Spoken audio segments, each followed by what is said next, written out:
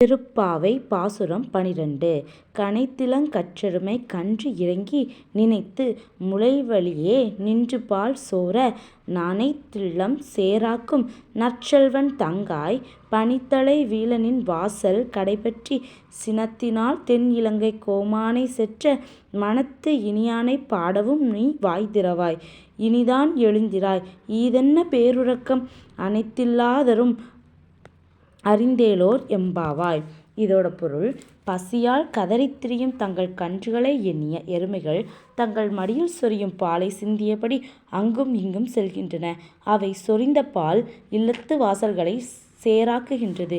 இந்த அளவுக்கு விடாமல் பால் சொரியும் எருமைகளுக்குச் சொந்தக்காரனான ஆயனின் தங்கையே, கொட்டுகிற பனி எங்கள் தலையில் விழ உன் வீட்டுத் தலைவாசலில் நாங்கள் காத்து நிற்கின்றோம்.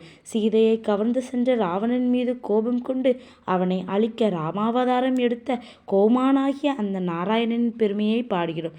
நீயோ இன்னும் பேசாமல் இருக்கிறாய். எல்லா வீடுகளிலும் அனைவரும் இழந்துவிட்ட பிறகும் உனக்கு மட்டும் ஏன் இந்த பேருறக்கம் அப்படின்னு கேட்குற விதமாக இந்த பாடல் அமைஞ்சிருக்கு. இதுதான் இன்று இந்த பாடலோட விளக்கம். நாளைக்கு அடுத்த பாடலோட விளக்கத்தோடு உங்களை சந்திக்கிறேன். நன்றி. Thank you.